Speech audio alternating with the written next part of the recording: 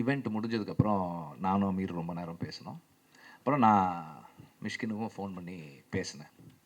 என்னுடைய தாட்ஸை ஷேர் பண்ணிக்கிட்டேன். ஒரு நிகழ்வு நடக்குது, அது தவறாகும்போது அதை உடனடியாக சரி செய்துக்கிற கரேஜ் மிஷ்கினுக்கு இருக்கிறது வந்து எனக்கு ரொம்ப சந்தோஷமாக இருக்குது. அண்ட் அது வந்து கம்மியாக தான் இருக்குதுன்னு நினைக்கிறேன், நிறைய வருஷா பேசிட்டதால். இந்த படத்தை பற்றி சொல்லணும்னா, பேட் கேர்ள் பற்றி நிறைய எப்போவுமே என் கூட ஒர்க் பண்ணுறவங்க வந்து ஐடியாஸ் பிச் பண்ணுவாங்க. வந்து இப்படி ஒரு ஐடியா இருக்குது, இப்படி ஒரு ஐடியா இருக்குது. And I'm very harsh critic. And sometimes also இது கதை நல்லா இருக்குது, பட் இது படமாகாது. சம்டைம்ஸ் ஆல்சோ ஒர்க் ஆகலை. And to come and tell me an idea, அவங்களுக்கு அவ்வளோ கரேஜ் தேவைப்படும்.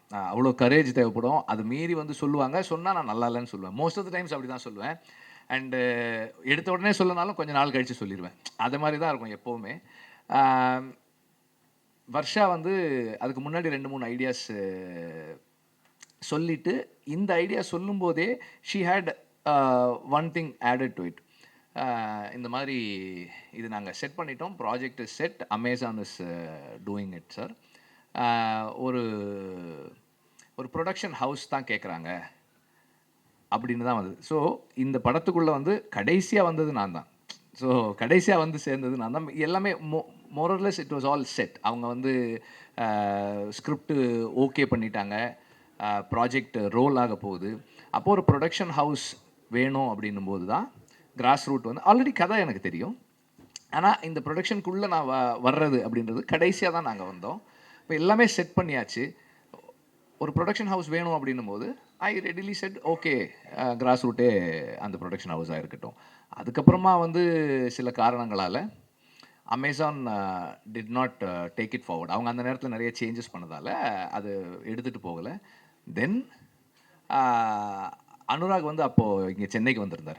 அந்த நேரத்தில் வந்து இந்த ஸ்கிரிப்டை பற்றி பேசணும், சேர்ந்து பண்ணலான்னு சொல்லி பேசி அப்படி தான் ஸ்டார்ட் ஆச்சு அது. தென் அந்த நேரத்தில் அவங்களுக்கும் வந்து வேறு வேறு ப்ராஜெக்ட்ஸ் போயிட்டு இருந்ததால் அவங்க அந்த ஒரு 2-3 பேர் இருந்தது வந்து அனுராக் தனியாக அது கம்பெனியாக மாறும்போது கொஞ்சம் டைம் எடுத்துச்சு. அதனால் கிராஸ் ரூட்டே இதை பண்ணிடுவோன்னு சொல்லி ஸ்டார்ட் பண்ணோம். ஸோ கடைசியாக தான் நாங்கள் வந்து சேர்ந்தோம். இட் வாஸ் ஒரு ப்ராஜெக்டாக அசம்பிள் ஆன ஒரு ஃபில்ம் தான். எனக்கு வந்து இதில் ரோல் அப்படின்னா க்ரியேட்டிவாக கான்ட்ரிபியூட் பண்ணுறதுக்கு ரொம்ப கம்மியானதாக இருந்தது. Because she had everything set. Suggestions தான் நம்ம கொடுக்க வேண்டியதாக இருந்தது. இந்த ஆர்டிஸ்ட் போகலாமா, அந்த ஆர்டிஸ்ட் போகலாமா. அண்ட் இனிஷியலாக வந்து 2-3 ஆர்டிஸ்ட் இருக்கும்போது எனக்கு கொஞ்சம் டவுட்ஸ் இருந்தது.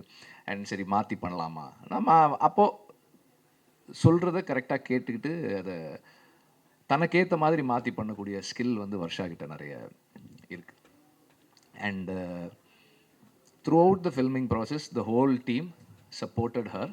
அவங்க டீம் வந்து வர்ஷாக்கு ஏன் அவ்வளோ டவுட்டுன்னு தெரியல, அந்த டீம் வந்து கொஞ்சம் கூட டவுட்டே இல்லாமல் வர்ஷா ஒரு the best director of the கண்ட்ரின்ற மாதிரி தான் அந்த டீம் ஃபுல்லாகவே ஒர்க் பண்ணாங்க. They all had so much of commitment. And all my boys also, other boys also, எல்லாருக்குமே வந்து இந்த ப்ராஜெக்ட் நல்லா வருதுன்றதுல பெரிய நம்பிக்கை இருந்தது.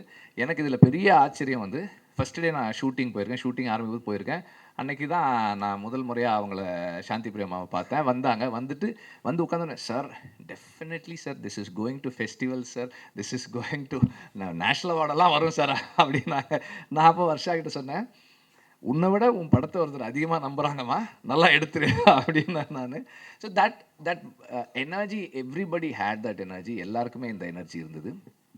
அண்ட் இன்னைக்கு படம் பார்க்கும்போது வர்ஷா ப்ராமிஸ் பண்ணதை விட அதிகமாக தான் டெலிவர் பண்ணியிருக்காங்க. அந்த டீம் வந்து ரொம்ப நல்லா பண்ணியிருக்காங்க.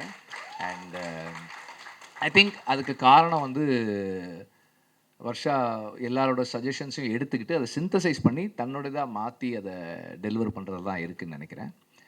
நான் சொன்ன அந்த இன்னொரு ஃபஸ்ட் வந்து மிஷ்கின் போன வாரத்துக்கு அப்புறம் வர்ற முதல் மேடை இது. அதுதான் நான் சொன்ன அந்த இன்னொரு ஃபஸ்ட்டு. ஆக்சுவலாக அந்த ஈவெண்ட் முடிஞ்சதுக்கப்புறம் நானும் அமீர் ரொம்ப நேரம் பேசினோம். அப்புறம் நான் மிஷ்கினுக்கும் ஃபோன் பண்ணி பேசினேன், என்னுடைய தாட்ஸை ஷேர் பண்ணிக்கிட்டேன். அண்ட் அவர் இமீடியட்டாக சொன்னது என்னென்னா, பாயிண்ட்ஸ் நோட்டட் வெற்றி, I agree and I have certain, இது பற்றி எனக்கும் சில கருத்துக்கள் இருக்குதுன்னு சொல்லி அவர் சொன்னார். நாங்கள் பேசினோம், ஷேர் பண்ணிட்டோம். அண்ட் ஒரு ஒரு ஒரு நிகழ்வு நடக்குது, அது அது தவறாகும்போது அதை உடனடியாக சரி செய்துக்கிற கரேஜ் மிஷ்கினுக்கு இருக்கிறது வந்து எனக்கு ரொம்ப சந்தோஷமாக இருக்குது. அண்ட் அது வந்து ஒரு அந்த அந்த அந்த that is a trait that we all should have. மற்றவர்களுடைய மனம் புண்படுதுன்னும் போது அதுக்காக வந்து மன்னிப்பு கோர்றது, பொறுப்பேற்றுக்கிறது ரொம்ப முக்கியமானதாக நான் பார்க்குறேன். Thank you for being here Mysskin. நீங்கள் இங்கே வந்தது வந்து வர்ஷாவுக்கும் வர்ஷாவோட டீமுக்கும் ஒரு பெரிய ஊக்கம். அண்டு இது கிராஸ் ரூட்டுக்கும் ஒரு பெரிய, நீங்கள் வர்றதால ஒரு பெரிய ஈவெண்ட்டாக இருக்குது இது. தேங்க்யூ. தேங்க்யூ. அண்ட் தாப்சி வந்து சொன்னாங்க, அதுக்கு அவங்க இப்போ கிளம்பிட்டாங்க, பதில் சொல்ல முடியல. நான் எதுக்காக கூப்பிட்டேன்னா, அவன் எப்போ என்னை பார்த்தாலும் என்ன கேட்பாங்கன்னா, சார் ஏன் சார் வெறும் ஆம்பளைங்களை வச்சே ஏன் படம் எடுக்கிறீங்க? நீங்கள் உங்கள் படத்தில் வந்து ஒரு லேடி, ஒரு ஃபீமேல் கேரக்டர், 2 ஃபீமேல் கேரக்டர் தானே இருக்குது. எப்போ தான் நீங்கள் வச்சு எடுப்பீங்க? கேர்ள்ஸ் இல்லாமல் கேர்ள்ஸோட எப்போ படம் எடுப்பீங்க? நான் வந்து இந்த படம் பண்ணிகிட்டு இருக்கும்போது ஆக்சுவலாக வந்து யூனிட்டில் வந்து அந்த டைமில் வந்து கேர்ள்ஸ் இல்லை. ஆடுகளம் பண்ணும்போது அசிஸ்டன்ட் டைரக்டர்ஸாக வந்து பொண்ணுங்க யாருமே ஒர்க் பண்ணல. அதுக்கப்புறமா வந்து வர்ஷா ஜாயின் பண்ணப்போ ஒரு நாள் தாப்சி வந்திருந்தாங்க ஆஃபீஸ்க்கு. அப்போ நான் வர்ஷாவை கூப்பிட்டேன். வர்ஷா வந்து அங்கே எங்கேயோ வெளியே போயிருந்தாங்க. நான் அப்போ கூப்பிட்டேன், ஆஃபீஸ்க்கு வாங்கம்மான்னேன். வந்த உடனே தாப்சிக்கு இன்ட்ரடியூஸ் பண்ணேன்.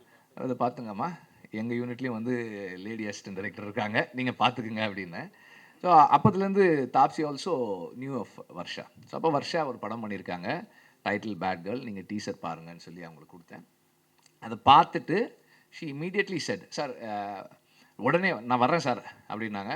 வந்து இருந்துட்டு போனாங்க. ஸோ அதுக்காக தான் நான் அவங்கள கூப்பிட்ருந்தேன், வேறு எந்த ரீசனும் கிடையாது. நாங்களும் வந்து இந்த மாதிரி ஒரு படம் எடுக்கிறோம், ப்ரொடியூஸ் பண்ணுறோம், அதை சப்போர்ட் பண்ணுறோம் அப்படின்னு சொல்கிறதுக்காக தான்.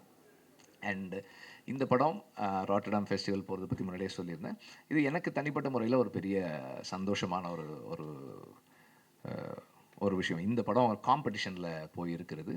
ஏன்னா இந்த டீமுடைய எஃபர்ட் அண்ட் ஹார்ட் ஒர்க், இதை வந்து இன்டர்நேஷ்னல் ஆடியன்ஸ், இன்டர்நேஷ்னல் ஒரு ஒரு ஒரு ஒரு ஃபில்ம் கம்யூனிட்டி பார்க்குறாங்க அப்படின்றது, இந்த காம்படிட்டிவ் ஆஸ்பெக்ட்லேருந்து பார்க்குறாங்கிறது எனக்கு ரொம்ப சந்தோஷமாக இருக்குது.